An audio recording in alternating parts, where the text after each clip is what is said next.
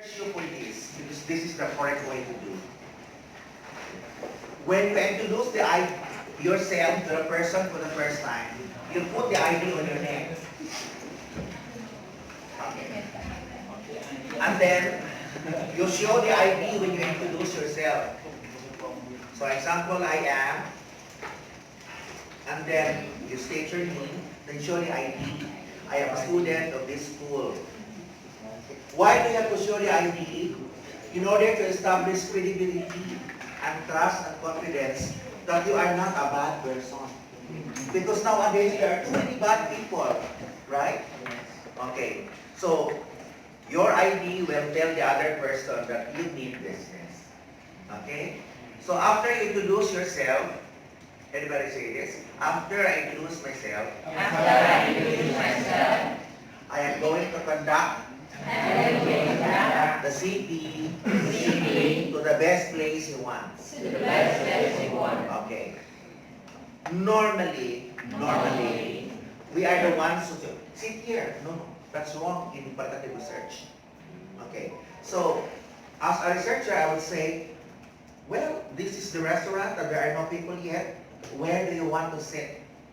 Where do you want to sit? Just here. Say, okay. So would you want to be here or be there? Say, no, just here. Okay. And then you are going to locate this one. So he is seated here.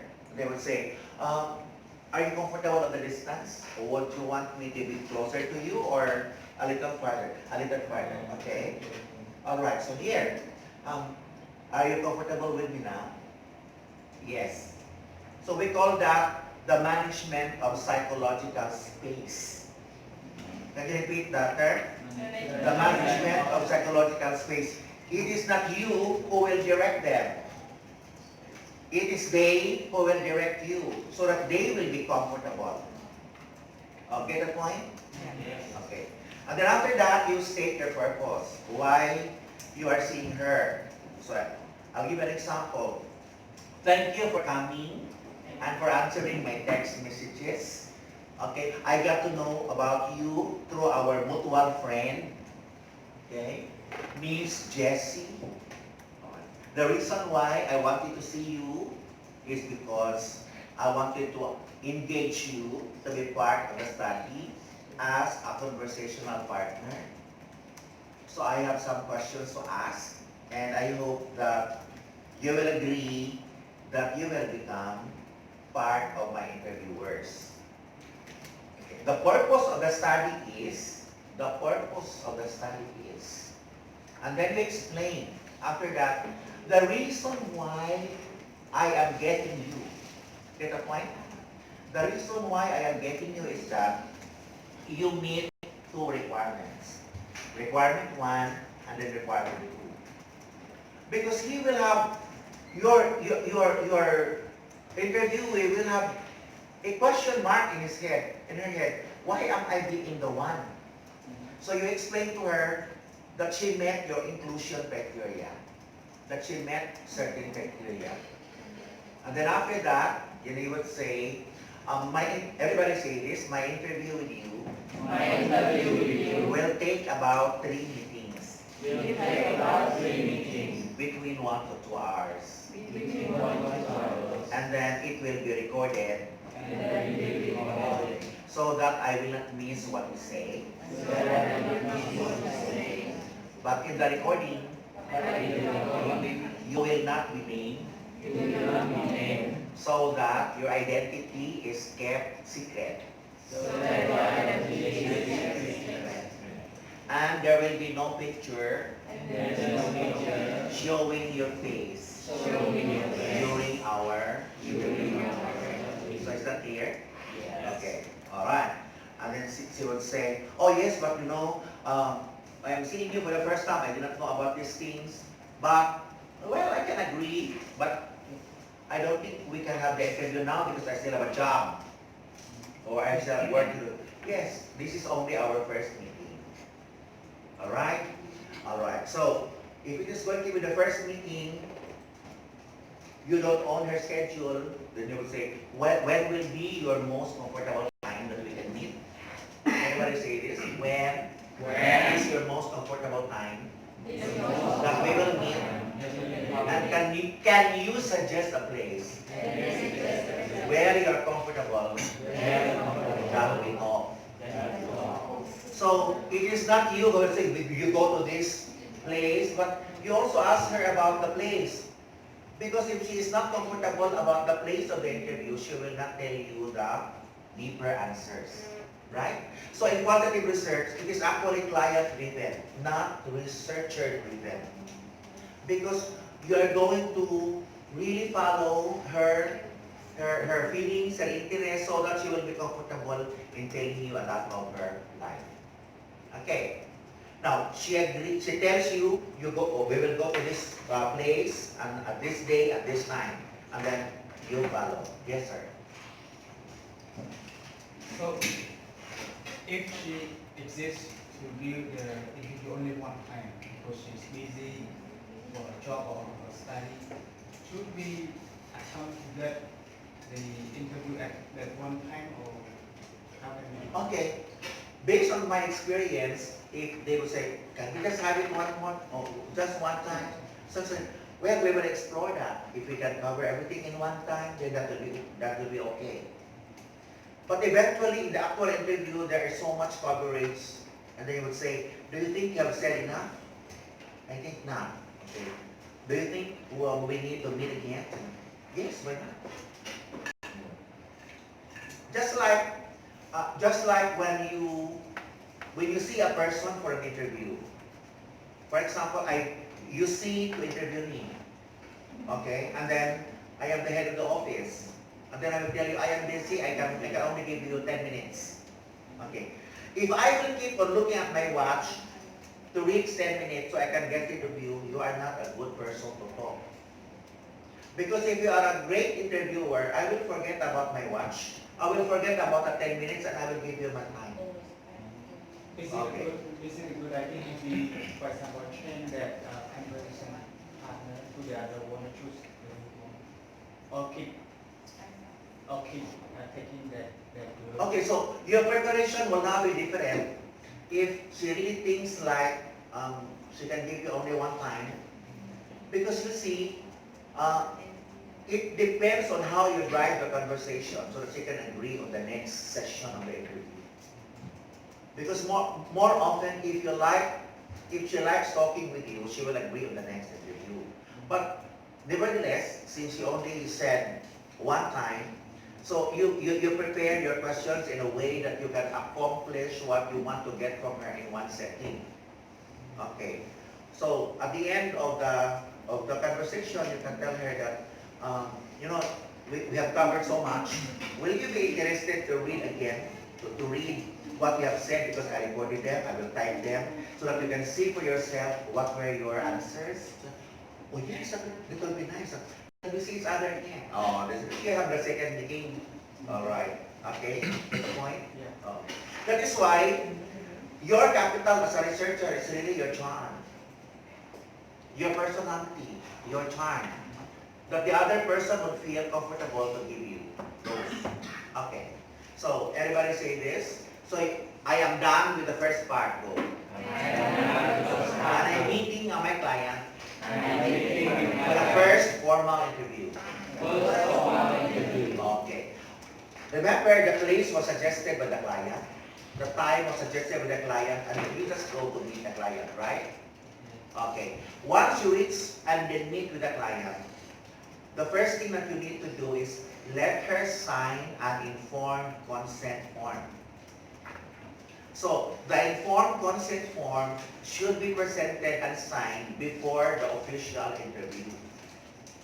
You already know what is an informed consent, right? Alright.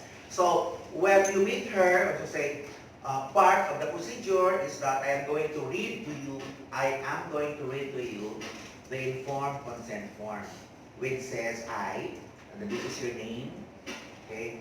I willingly come to take part of the interview, and I know about my rights.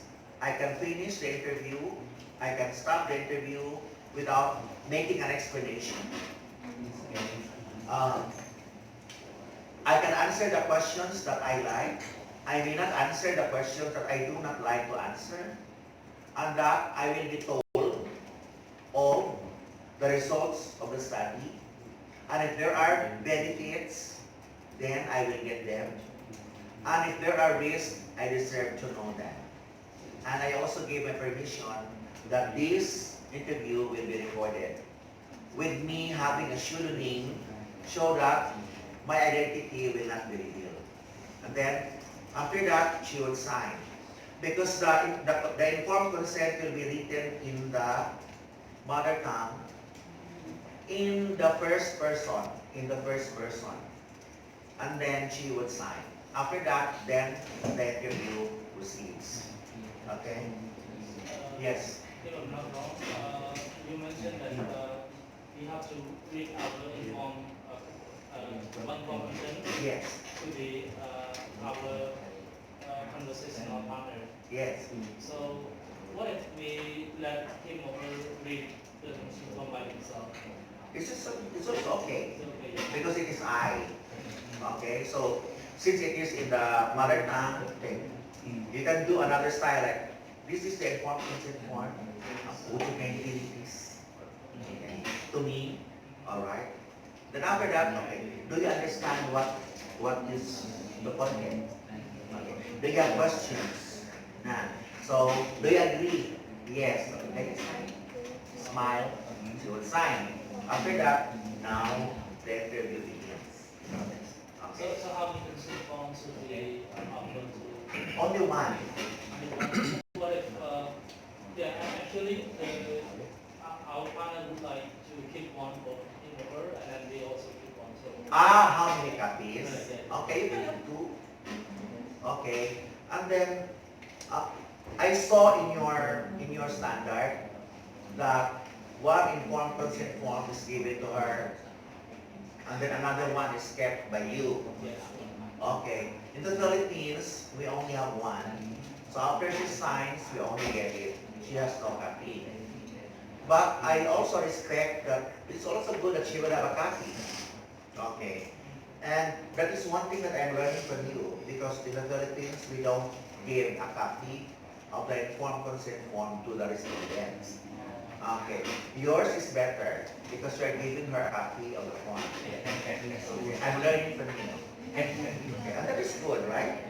We call this cross-pollination. Okay. Now, remember, when people, everybody say this, when you write, you need clarity of thought. From what you have written, you can edit your thoughts so that everything becomes clear. That is the magic of writing. There is a guarantee for clarity. But during the interview, people don't talk like the way they write. Sometimes their thoughts will move from one to another, not the same as how we write. Because they cannot edit their thoughts while they talk. So that in the interview, when you read the transcript, you will realize that there are a lot of loopholes. There are so many things that they mention but not explored. And then at that time, you were not very keen on making the person explain that. Because if you always insert like, what do you mean by this? Can you give an example? So she will forget about her ideas on what she's going to say next. So sometimes you just have to allow her to talk and talk and talk and talk and talk and talk. And after that, if you still remember those things that you wanted to really say, and then you can say, a while ago you mentioned something about this. What does it mean? It is unclear to me what they mean by this. But if you don't remember all of those details, it's okay. Anyway, there is a transcript that you will produce. That is why, can anybody say this? After the interview, I return home, and then in isolation. Immediately. By isolation is meant that I have just arrived at home, so I will tell my family, I will go to my room and then just deliver my food there because I cannot come out. And please do not talk to me because I will not talk to you, so that I can still remember freshly what my interviewer told me Because the moment I talk to you, and the moment I look at I play with the dog and the cat, and the moment I look at the TV, I will forget our conversation. So the golden rule is right after that, you go to your room, because when you play the recording, you would still remember, including your face, how she said it, because it is very fresh, and your memory is not yet contaminated. So you have to preserve that, okay? So remember when you watch a movie, when you return, you can still remember everything, right? But after you play with the children, and then you will not remember the sequence of the movie. Okay, and so you play it back, and then you transcribe by hand, if you go manual. Now, if you don't want to go manual, then this is what you can do. Since it is recorded, so you explore a technology which we call as recording to text, or video to text, or speech to text. Can you write the three? Because these are technologies. Okay. Video to TO, text, T-E-X-T. So from the video, you feed to the software, and then what comes out is a digital text. Okay. Now, if you are recording it without a video, it's only a recorder, so recording to text. And so the software will listen to the conversation and will produce instantly the written text. And you can even look at the screen while it is texting. Okay, we can have a demo for that. And the other one is speech to text. For example, you listen to a conference and there is a speaker and the speaker talks, and then you will just activate the speech to text software in your cell phone while the person is delivering a keynote address. It's text, it is actually writing. You can see the software writing. And then after that, you can print or you can send a copy of the speech of the person. That's the magic of the text to speech. And these are available online. Okay, there are free, there are those that are for sale. We will explore it a little later. Okay? So suffice it to say, please say this with me. There are three technologies that can help me produce the written transcript text. But there is just one requirement. The audio must be very good.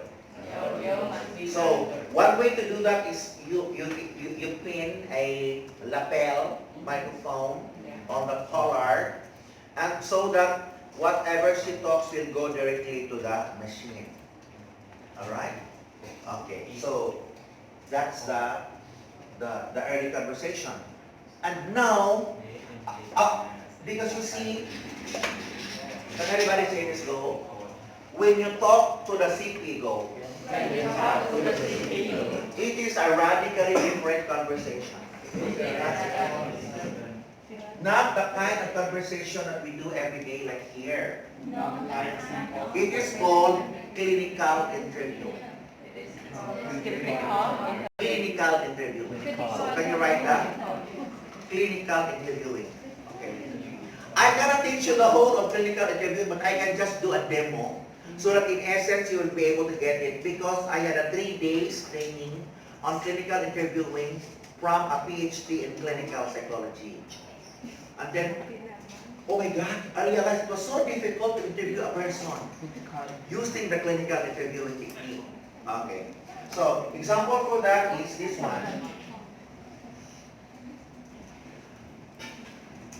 Can you show me your hands? Okay. Now, put your hands on your lap. Okay. So that your hands will be resting. Because if your hands are somewhere, during the interview, it may shake for lack of blood supply. Okay.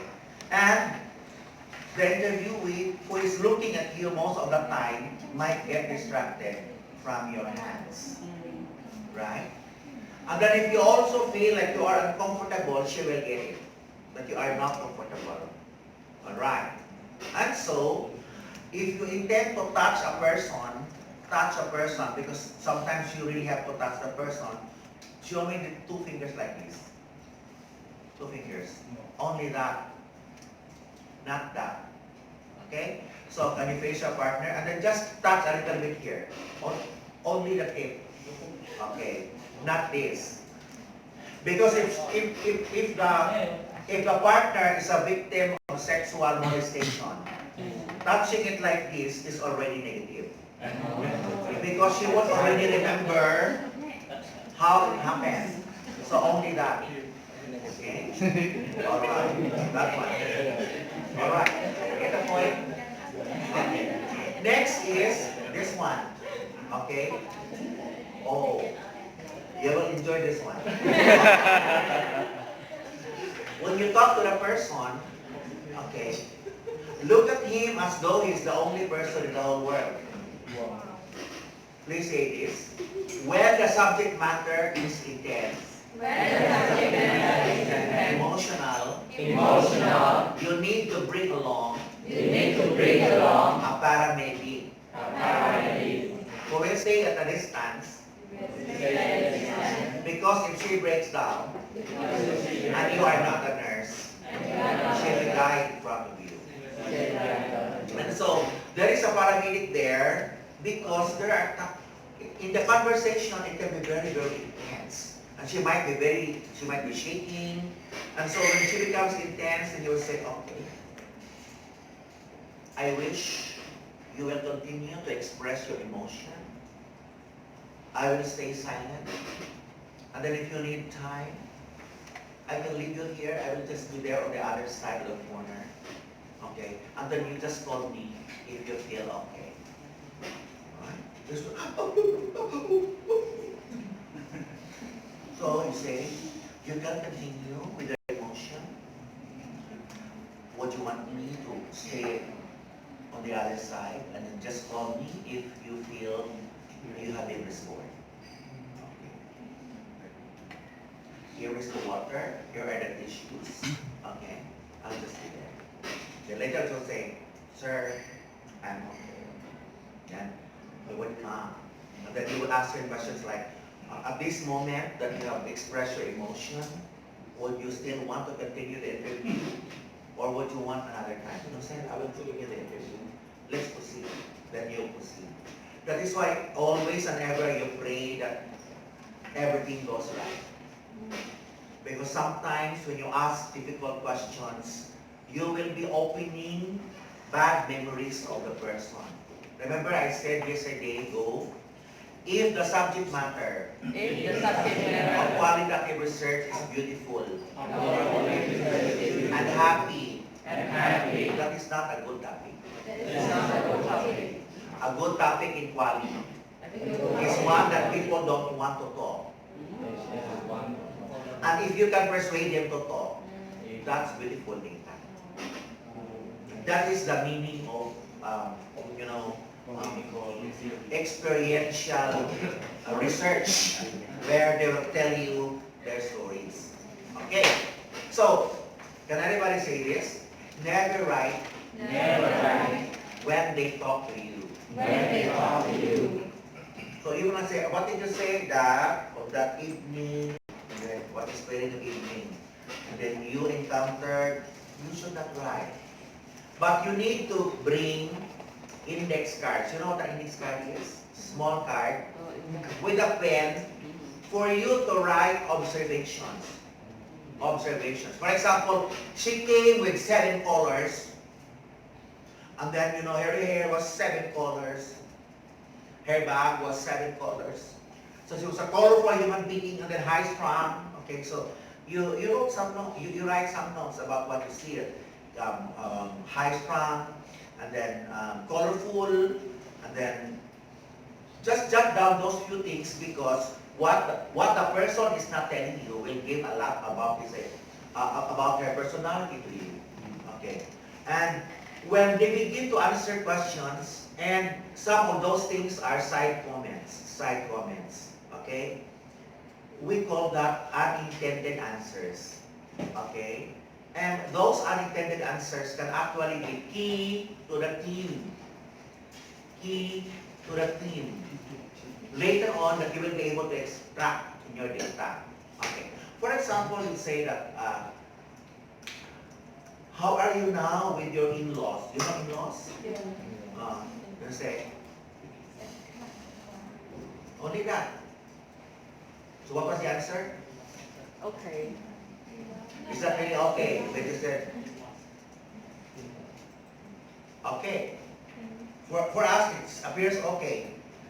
But if it is really okay, she will say, well, I'm happy. But since she is not happy with her in-laws, you say, meaning, no comment. All right.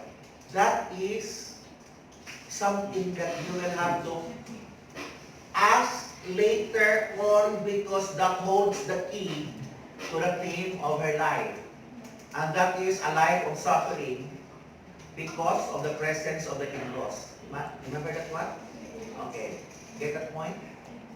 So she only gave you, but that later on, when explored, can give you the information that all her life before was happy except after she met her in-laws. Okay. So you have to be very quick at interpreting and in this distinguishing of facial expressions and also her body language. Okay. The following cannot be done by a researcher. Can anybody say this? The following cannot be done by a researcher. Okay. When you put your hands like this, when you put your hands like this, okay. Everybody say this. My interviewee can do this. I can find meaning. But I cannot do this. In front of her. Because that is a disengagement, which means that I don't want to talk to you anymore. Get lost. Okay? So, if you are doing that, that's negative to her. But if she is doing that, okay, then you can have an interpretation of maybe you can shift the topic. Okay. Maybe you can talk some things a little bit pleasant. Okay? Because that behavior is always caused. There is always a meaning and a sense for every behavior. Another one. Can you put your, like this? If you do like this in front of the interviewer, that's negative. And then you cannot play with your feet like that. If you play with your feet, the meaning is you are bored with the interviewee. So you can just imagine how much discipline you need to put into yourself, so that she will not interpret you in another way as you intended it to be. Okay? So your hand is like this, and then you can do like that, and then back again, and then you cannot, somebody is passing by, you cannot go there and then listen to her. Because everybody say this, my face should be like a spotlight. I focus on her. If she looks this way, I follow. Okay, so in that respect, she would really feel that she has your full undivided attention. Okay. Now, when she talks, it is very important that she continues talking. And so you will have propellers. Can you say this? Propellers. Motivators. So what are these motivators? Everybody say this? Can you explain some more? And then do not disagree with the person. Like, we had a study of 7 teenage college students who were pregnant and who were refused marriage. And in the process of the conversation, because I work in a Catholic school, which is a Christian school, and in the process of the interview, she said, you know, sir, I just want to abort this baby. And aborting a baby is against the Catholic teachings. It was also against the law. I cannot, no, don't do that. No, it is a sin. I cannot do that. If you were not an interview, yes. If you were my friend, if you were my student, yes. But she was a CP. I have to respect that. So whatever she tells, but go. Whatever my CP tells me, say that. Whatever is telling. Everything is data. Everything is data. Data. To be collected, analyzed, interpreted later. So you cannot disagree. And then sometimes the person will say, sir, if you were in my case, can you say that? Sir, if you were in my case, what will you do? Are you going to abort the baby?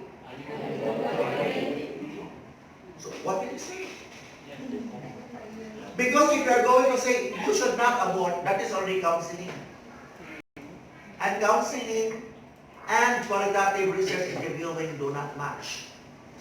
Because when you offer a suggestion, you are now interfering, you are now altering her stream of consciousness, and that is not right. You are not here to change her decision. You are only here to collect her thoughts. Because it is her thoughts that are important to you. So everybody say this, go. Do not interject. Your interpretation. And do not change her behavior. Because that is not the reason why you're there. That's why my students were told me that you imagine yourself as bringing a pail, you know pail, P-A-I-L, a container for gathering water. Okay? And then you put your pail in a faucet. Where there is water that comes out. Okay, so I put the pail, there is no water. Then I open the faucet. And then sometimes the water that comes out is dirty, sometimes yellowish, sometimes brownish, sometimes clean. Alright? I do not talk. I just allow the water to fall and collect in the pail. Because I cannot say, why is the water brown? Why is it dirty? No. In data collection, you just allow the water to come. Meaning whatever is said, you are just a pail. Say this, I am a pail. Whatever is given to me, that is data. That is water. I will save that information because that means something. Alright? Now, here is another question. Another issue. Can anybody say this? Can you show me your hand like this? You have to discipline your face. Because you are an expressive person. Your expression as a response to a statement can change the whole interview. Alright. For example, as I told you, I was interviewing a mother, okay, whose house is along the river.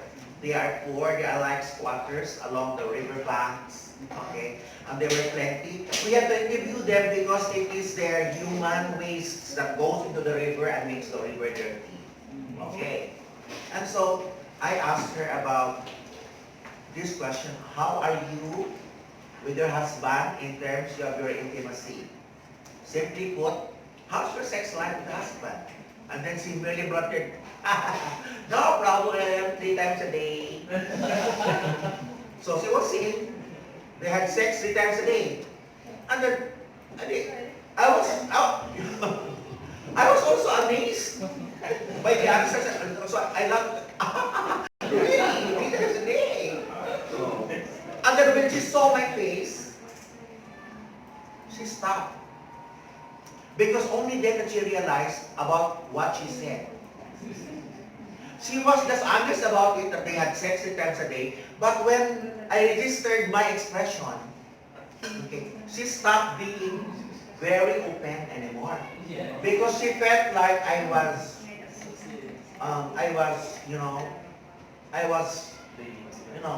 feeling something negative about what she said. So, what could I have done better? Was to maintain my facial expression regardless of what she said. So if you would say, no problem, it's 3 times a day. So my expression should happen, not that, really? So that's something else. In a conversation, correct. Really? But in an interview, no, you cannot change your face. Because if you change your facial expression, she will interpret it in another way and she will no longer, right after that, every time she opened her mouth, she tried to choose what words to say. And she wanted to feel safe. And I realized that was a mistake. But I'm just a human being. I can also be, carried away by the conversation. So, what is the lesson from here? Everybody say this. Make your face. Make your face. Express just enough. Express just enough. But not too expressive. That your interviewee will make an interpretation of what she said in relation to your facial expression. And that is difficult. For example, we have a case wherein the interviewee was trying very hard. The interviewee is crying. Alright?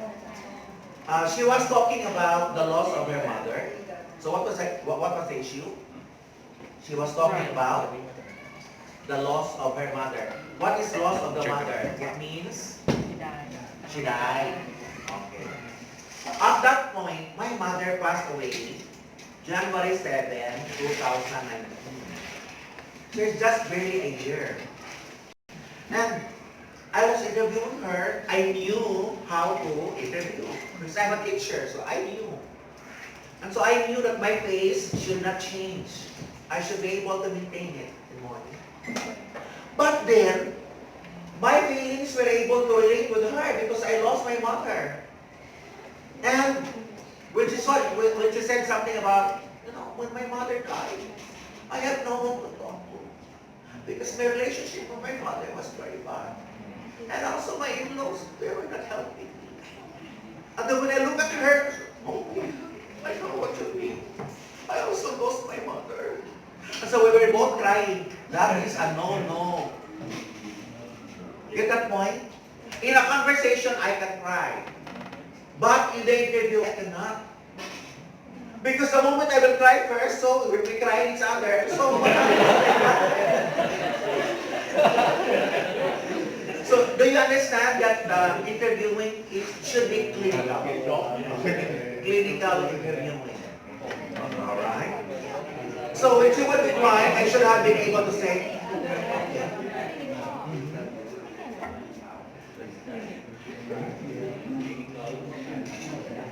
but I would not be crying in front of her. So everybody say this. Before I do the interview, say that. Before I do the interview, I need to psychologize myself. I need to psychologize myself. What are my own issues? What are my own issues? Because my own issues Because my own issues will also come out during the interview. Triggered by them. Okay, so I made another study involving 12 young boys, okay, in college. They were first year. And these 12 young boys, how many? 12. Okay, were homosexuals. And I was able to identify them because of course, they behave differently. So it was very easy to identify them. And because I'm also like them, so it is easy for me to get their support. Okay. Now, when the interview was progressing, so I asked this question, what are some experiences that you had when you were in school, in the elementary and high school, that pained you until now? Meaning, the pain is still there. And then, one boy said, when I was in grade 3, my classmates stoned me, throw stones, because I was gay. And until today, I still feel the pain. And then he cried. Okay. Me too, when I was grade 4, I was stoned. Okay. So immediately, oh my God, I know that something in me is broken now, so I'm leaking. Okay. And so I cried, and I hugged him. All right. I hugged him, and it was good, I hugged him a little bit. After that, and then from there, what else hurt you? So how did you manage the situation? So in order for me to stop my, the flow of my emotions, I went to the next question. So how did you manage the situation? I merely kept my mouth shut. And then go through with my life. And that's it. Okay. I didn't anymore tell him what I did in my life. Because if I'm going to tell him what I did in my life similar to his, that's no longer interviewing. That's no longer clinical interviewing. That is just mere conversation.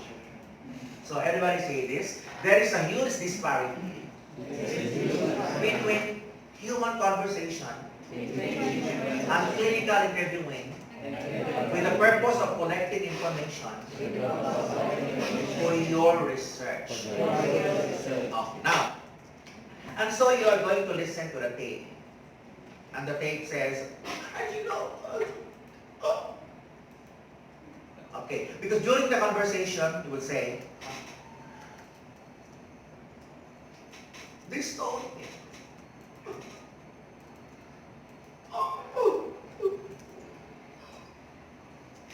So you listen to that. This told me. So you need to have a counter. Counter for seconds. This told me, then silence, 15 seconds, and then takes a deep breath, okay, tears the paper, we're having a paper tears, and then silence, okay, and then looks elsewhere, up on the left side. So you even have to annotate, say this, I will annotate the manner in which the responses were said. For example, we'll say, if somebody else will tell you that you have to stop schooling because your family has problems of resources to send you, what will be your reaction? They'll say, oh no, that will never happen. So when you write, oh no, that will never happen, okay, said in a loud, howling voice. Okay. So you need to insert descriptions of how things are said. Because when you do the interpretation, how things are said will give a clue to the interpretation of the meaning of the lines that you will be interpreting later. Because without the insertions of how things are said, you will not be able to capture the nuances of the replies, which will be material in the interpretation for qualitative research. That is why, yes, yes please. Even every words that the participant said, we have to record. We have to type in the text. Yes, that is why. Even the filter, like synchronize and just express emotion. Yes. Like, and then we also make it sound like that. Yes, and you count. Because if it took a long time, if the silence is more than 30 seconds, on your side you need to put up the maybe. Because the next point of that will be, and I have watched that. Oh, maybe. So you need to prepare for the spirit of ammonia. You need to put on and then put it there. Oh my God. So I said, what is this? Okay, no? Because at first, they're just okay. But when they get to the bottom of the conversation, that they're going to release all the demons in their life, the negativities, and then, there is no more horse bar. So can anybody say this, go? The moment they explode in their emotions, inside my mind, wow, data. Because those things will be captured in your interpretation later. What if the filter and the thing is not the data? No, I mean every word is data, but something is not important, like just express emotion, like spend long time writing, or just give time to think, something like that. maybe write like that and then we send to the participant. No, to because our you see, and then she will say that, oh, why do you write this a lot like that, you know? When we transcribe it, somebody will complain with the word that we put. okay, it happened to me, and so everybody say this, always look for patterns. Always look for that. Always look for trends. Always look for that. And so I asked this question. Because she looked at the transcript and said, oh my God, my emotions were really full, right? Because you know, you even counted how many seconds I didn't speak a word after this. And there are plenty of these. And so I said, what is your explanation? Why during that interview you had a lot of spaces in order to release your emotions before you can say the next line? And you know what was the answer? Another emotional outburst. And then she said, because for many years, I just kept everything inside my heart. Nobody was listening to me. And I didn't want to talk to other people. So when I talked to you, that was the only time that I was able to release my emotions. Sir, that's the time. Oh my God. So those spaces meant a lot. That for many years, she kept those things inside her. And now it's the time to release it. It was like a volcano erupting. So, oh, that was the meaning there. So the intensity. Why there was so much silence? So much silence because she wanted to contain, she wanted to control, and then she could not. Okay? So, your interviewees may not be as deep as this one, but remember, when we prepare for war, we prepare for the worst enemy. Alright? So which means that for quali, we prepare for the most difficult situation so that when you are there, you are prepared. Alright? So, what did you want to say? During the interview and then they have a phone calls and then they talk to the phone. That is part of the preliminaries that your phone and hers will be put on silent mode. Okay? So you don't have to, switch off the phone. You just have to put it under flight mode. What is the word to interrupt?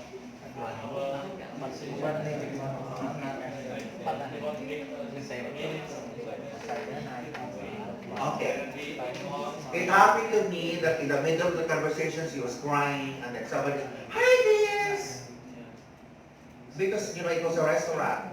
Okay. Now, a restaurant like Jollibee,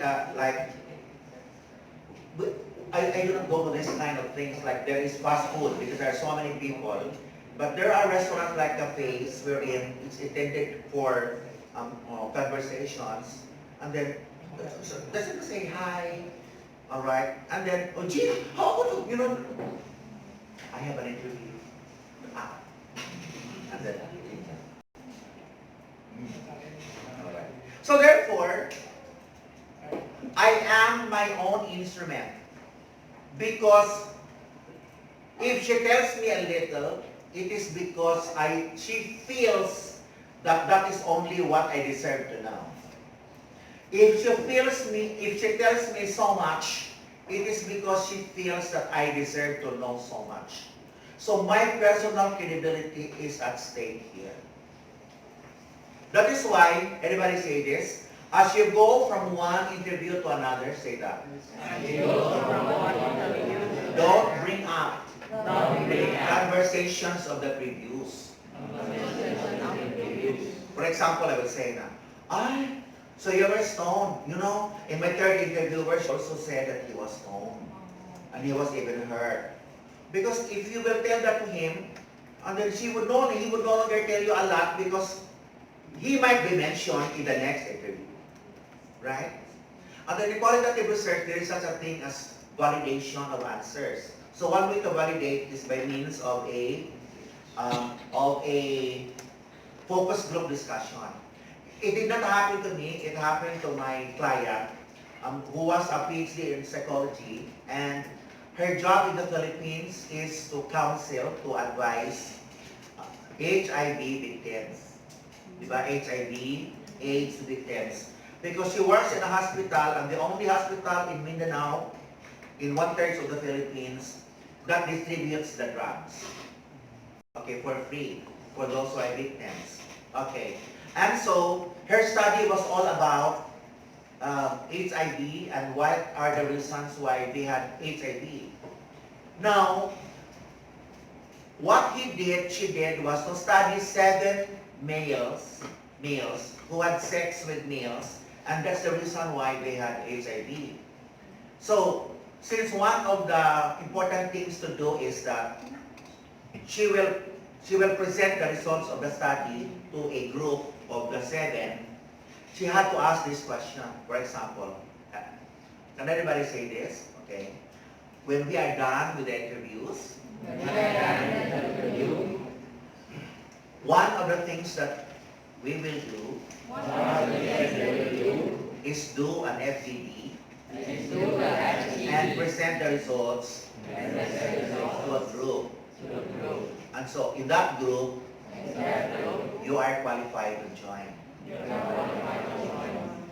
From a personal standpoint, would you be willing to come and be part of that group? So it's not automatic. You have to ask their permission. They say no, I don't want other people to know I have HIV. So no. Out of the 7, only 3 agreed. So she called in the 3 and then presented the results, and the limitation of the study was that only 3 people came, because the others didn't even want to know who are the others who have HIV. Because he told me that all people in different walks of life in Mindanao already have HIV. The only kind of people who does not have HIV are the nuns, NUS, the women religious who have the veil. Yes. Okay. It means that the priests, the pastors already have HIV. Only the nuns don't have. Then she even said that there is a PhD in math, a young professor, Fulbright scholar, died already. Okay. At the age of 28 from HIV. Okay. So, you know, she saw these people who walk for the first time to get their medicines. And then she saw them in between until the time that 12 tubes were given to them and then they dead. You can just imagine how depressing her life was. Because all her life was spent talking to this kind of people. And then, making them hopeful despite their conditions. And then it's very, very sad because no family would visit them. Because the family members were afraid of being contaminated with the disease. So you can just imagine how lonely will it be. And that is her job as a clinical psychologist. So she was the one who trained us because that was her job. Okay? And then there are also things like ethics. So what was the test of the ethics? She has a son, about 14 to 16 years old, who was a friend to a teacher who is male, and that male was a gay, and that gay male friend of her son was a client with HIV. Get the point? So the teacher had HIV, and that teacher is a friend to her son, and she cannot tell her son that your teacher has HIV, because there is a law in the Philippines on secrecy. So she cannot tell her son, don't go to the teacher, because you know that teacher has HIV. Because the moment the son will talk, then she will go to prison. So she told me, Sir Jean, I cannot even protect my son. I cannot even tell him not to go with that man. Because you see, that's part of the secrecy law for HIV in the Philippines. So what did you do? And so I said, well, Mommy, we're going to have this. Can I join? So if there will be opportunities, oh, no, Mommy, you can come. It's okay. We will just have a barbecue party. Then she will come. And then that teacher who had HIV knew that it was only a secret. It cannot be revealed. So you can just imagine how delicate is ethics of research. That even the people whom you want to protect, you cannot reveal because you are under ethical consideration. That is why, can anybody say this? If you are a researcher, If you are a researcher, never get drunk. never get drunk. Because when you get drunk, When you get drunk, you release all the secrets. you release all the secrets. Right? Yeah.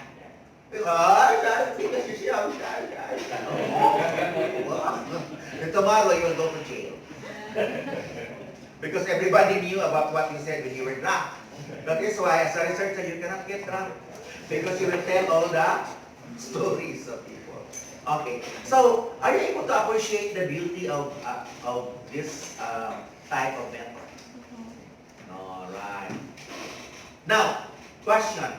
What about if the person is telling you a lie? How will you know? Can anybody ask this question? Do I have a way of knowing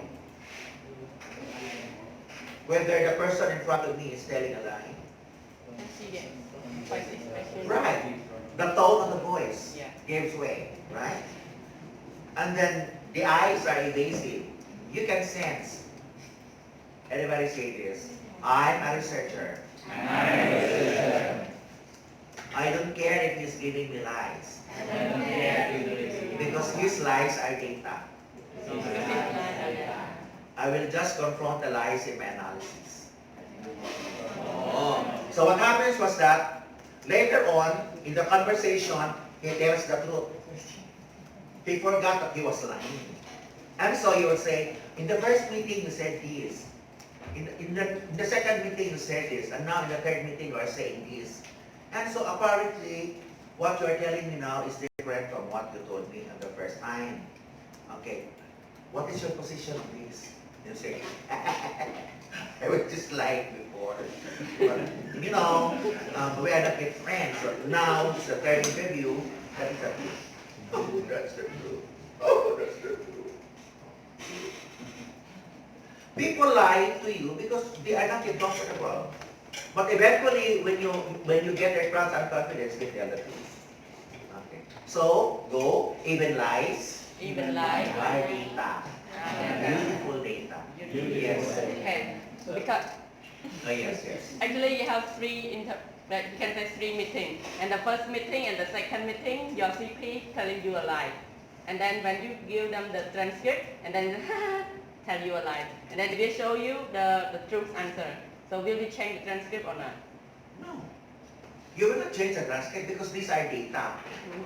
Now, what is the reason why they are telling the truth? Eventually, is beautiful. Mhm. Okay, for example, all right. So if you are my client, and then you are now finally telling me that actually I was just lying. That's the truth. That's the truth. Okay. And then after that, what am I going to tell you? What can you say to yourself now that you have finally admitted to the truth?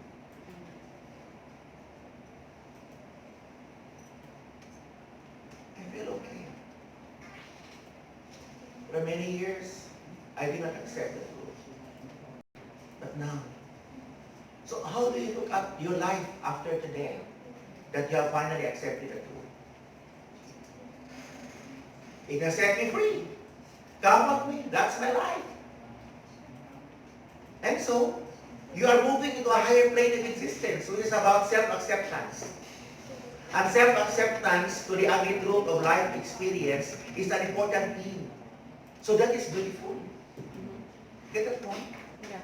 But how She lived a about life of lies and then eventually she accepted truth and she looks at life now with positivity. So everybody say this, equally, we need to witness how people unfold their lives. And we also allow them to interpret their present and then their future. So that there is some kind of dynamics. Because if your life is just flat and nothing goes up, nothing goes down, so it's going to be dead. So that makes qualitative research important. and beautiful. Because from now on, how do you see your life in the next 5 years? Okay? So, Alright. so when we hear that it is the life, we still keep the transcript and then Yes. underline it. So how about the truth? Will we write it after that or not? The truth, Yeah. that will be part of your analysis under revelation. So one of the themes will be about revelation and self-acceptance. That's one theme. And then that before, they lied. Lying means that they themselves cannot accept the attribute about their existence. And then the revelation was that they finally come to terms with accepting it. And then the beautiful thing is that they look forward as something positive in the future, that they can go and move forward with a life that they've accepted. Can anybody say this? In our lives, there are pockets, portions that we cannot accept because we did not have a hand. We were only victims. And we cannot change history. There are parts wherein we feel like we are actually victims. And if our mindset is we are victims, it should be good that we will arrive at a situation where we say, enough of that. I'll move on with my life. Just like me. I tried to commit suicide more than 20 times when I was growing up because I could not accept that I was gay. I was the brightest boy in the class. When I graduated, I was valedictorian. I was the magna cum laude. So I delivered the valedictory address for the entire graduating class of my college level. But after that, I joined my classmates to look for a job. And that was, a new bank was opening in my city. So I joined there. And then I knew I topped the exam. But in the interview, I did not pass. Because they were looking for a straight line and I came as a curve. At that point, they did not want a gay to be manning the bank. They wanted a straight guy to man the bank. So the guys who were accepted were my classmates who were even asking me about our lessons. I was even helping them, but they didn't getting it because of their gender. It hurt me so much. And then when I worked in my university, all right, I was the first person to become a PhD. But I became only a teacher. I was not promoted anywhere because I was working in a Catholic school where they value morality. And they associate my being gay with immorality. You can just imagine that. And so all around me, people were promoted as deans, and then I was left alone. Okay, and then it hurt. And then one time there was a need for a registrar. And so my name cropped up. So I was considered. Then during the deliberation, the guy said, okay, yes. The board said, last moment, the board said, we cannot have a gay as an administrator. So it crushed me. But then later on, I just continued to do my job well. And then I went to the rank even of vice president. So you see? So had I allowed them to destroy my life, that could have been it. But I was crushed, and then I rose up, and then just do my thing, and then pray, and then my life became better. Okay. So if I would be a subject of your inquiry for research, you would see my life. Okay, so we have a break. Yeah.